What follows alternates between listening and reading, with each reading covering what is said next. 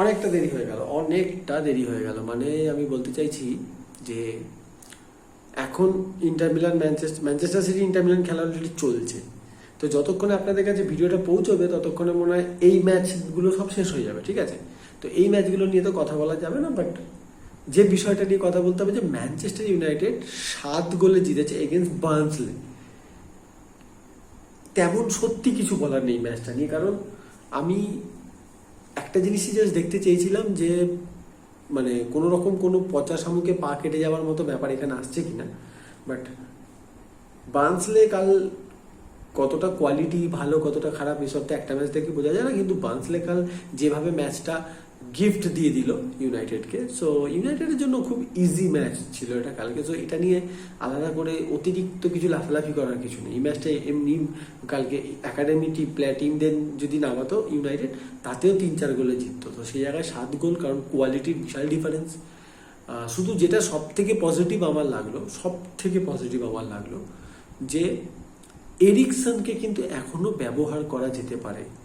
এরিকসনের বল এতটাই ডিসাইসিভ, যদি proper attacking midfield হিসাবে এরিকসনকে খেলানো যায় না, স্টিল এরিকসনকে এই সিজনে কিন্তু অনেকটা কাজে লাগাতে পারে এরিকটেনহাগ, আমার এটা মনে হলো।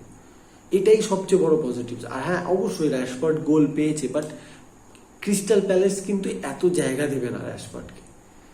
ফাইনাল থার্ডের পাসিং যদি আরও ওয়েল ডকুমেন্টেড না হয় তাহলে এত চান্স তো প্রিমিয়ার লিগ সাইডরা দেবে না।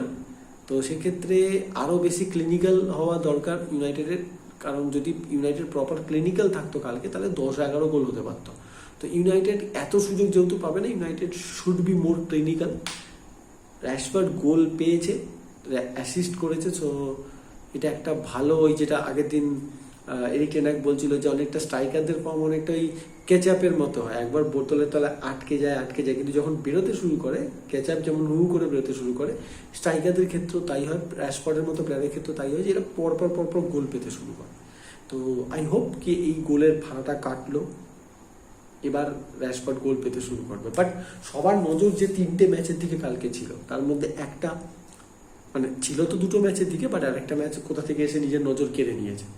তার মধ্যে একটা Real Madrid versus Stuttgart. Real Madrid কিভাবে শুরু করবে নিজেদের খেলাটা, আর রিয়াল মাদ্রিদ শুরু করলো ধ্বংসাত্মকভাবে শুরু করলো, মানে ধ্বংসাত্মক ইন দ্য সেন্স নিজেরাই ধ্বংস হয়ে গেছিল। ফার্স্ট হাফে নিজেরা ধ্বংস হয়ে গেছিল। স্টুটগার্টকে দেখে আমার আগের দিনে রিয়াল সোসিয়েদাদের কথা মনে হচ্ছিল, যারা রিয়াল মাদ্রিদকে রীতিমতোই আপনার আইসিসিউর ভেতর ঢুকিয়ে দিয়েও বের করে নিয়ে চলে বলো, না তোমরা বড় ক্লাব, তোমরা চ্যাম্পিয়ন্স লিগের 15 বারের উইনার, তো তোমাদের সম্মান রক্ষা করার জন্য আমরা গোলগুলো করলো না। আর রিয়াল মাদ্রিদের এগেনস্টে যখন আপনি এত চান্স পাবেন আর পেয়ে গোল করবেন না, রিয়াল মাদ্রিদ তো আপনাকে ছাড়বে না। ঠিক তাই হলো সেকেন্ড হাফে, বিকজ আপনার কাছে এমবাপে আছে, আপনার কাছে বেলিংগাম আছে, আপনার কাছে রুডিগার আছে হেডে গোল করার জন্য, আপনার কাছে মডরিচ আছে বেঞ্চ থেকে, তাও এখন আপনার কাছে কামাভিঙ্গা নেই, আপনার কাছে ব্রাহিম দিয়াজ নেই, আপনার কাছে অনেক প্লেয়ার নেই, ঠিক আছে? তো স্টিল কালকে রিয়াল মাদ্রিদ অতীব জঘন্য ফার্স্ট হাফে, এবং সেকেন্ড হাফেও নিজেদের খেলা অনেকটা সূর্য নিলেও স্টুটগার্ট কিন্তু চান্স পেয়েছে। তো আমি জানি না যখনই Real Madrid face the big opponents সেখানে কি হবে, কারণ ওরা কিন্তু এত সুযোগ মিস করবে না, আর ওদেরকে এত সুযোগ দিলে they can humiliate Real Madrid. But টুর্নামেন্টটা যত এটা নতুন মোডে হোক, ইটস আলটিমেটলি চ্যাম্পিয়ন্স লিগ, তো কপাল তো সঙ্গে থাকবে রিয়াল মাদ্রিদের। বাট সেকেন্ড হাফে এমবাপে গোল পেয়েছে, দ্যাটস আ পজিটিভ থিং। রড্রিগোর খেলা বিশেষ করে আমার আলাদা করে ভালো লেগেছে, রড্রিগোর খেলা, so that's a different thing, that's a positive thing. ভিনিসিয়াসকে কালকে খুব খারাপ লাগেনি, খুব ভালো লাগেনি, বাট খুব খারাপও লাগেনি, so that's a positive thing also. আর তার সাথে বেলিংহামে ফেরত আসাটা খুব পজিটিভ। আর এন্ড্রিক যে গোলটা করেছে সবার লাস্টে, সো ভাবুন একটা বাচ্চা ছেলে যার কিনা 18 বছর বয়স, তার বাঁ দিকে এমবাপে রান নিচ্ছে, ডান দিক দিয়ে ভিনিসিয়াস রান নিচ্ছে, পেছনে আদ্রাগুলার হাত তুলে বলছে ওরে পাস কর, সে ওখান থেকে শট মেরে গোল করছে।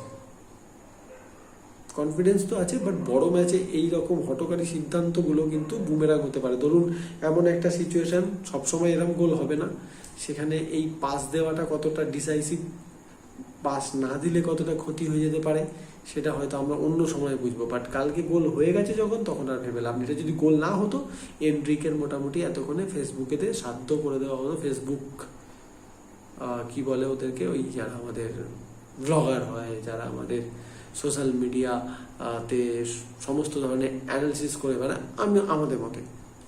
বাট স্টিল আরেকটা যে ম্যাচ নিয়ে খুব সবার কালকে চ্যাম্পিয়ন্স লিগের ম্যাচ নিয়ে সবাই আমাদের মানে আমরা সবাই দেখতে চেয়েছিলাম কিরম হবে খেলাটা।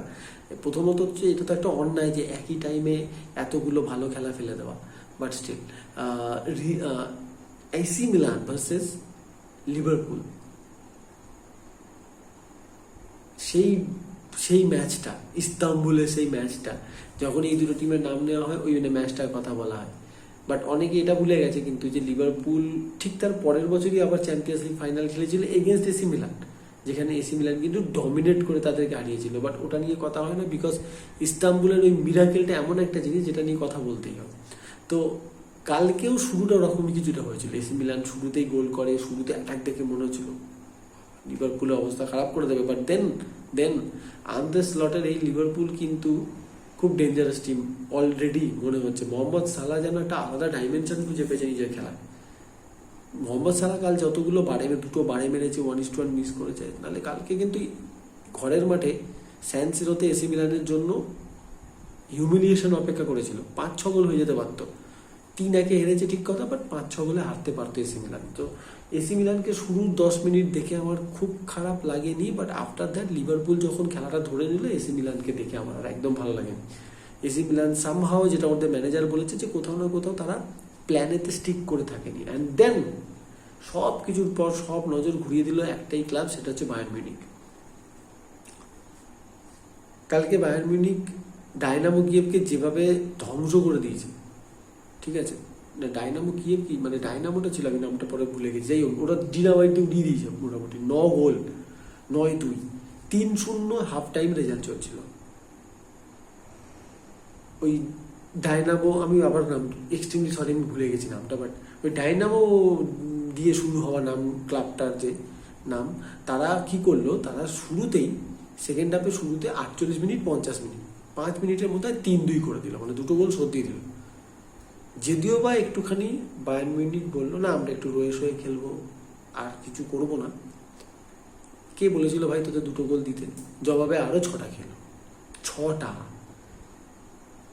আরেকটা প্রশ্ন আছে, সাদা মনে জানতে চাই, এই হ্যারিকেনও তো পেনাল্টিতে গোল করছে। হ্যারিকেন 9টা গোল করেছে মনে হয়, তার মধ্যে 5টা পেনাল্টিতে। হ্যারিকেনকে নিয়ে কেউ পেনাল্ডো অনলি পেনাল্টি মারে, শুধু ট্যাপ ইন করে।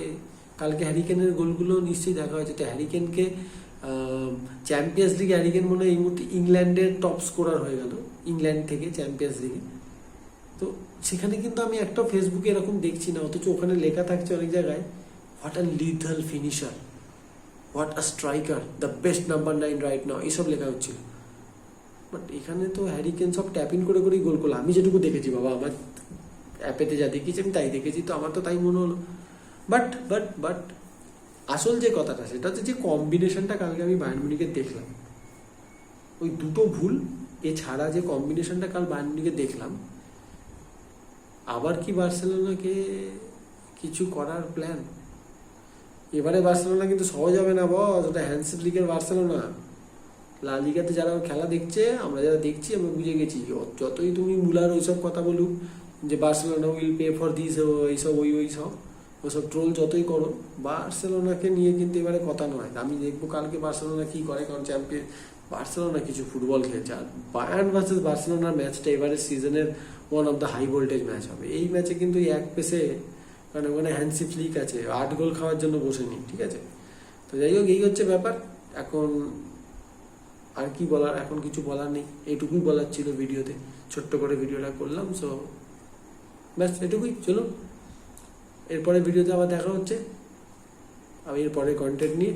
ততক্ষণের জন্য সবাই খুব ভালো থাকবেন, টেক কেয়ার গাইস।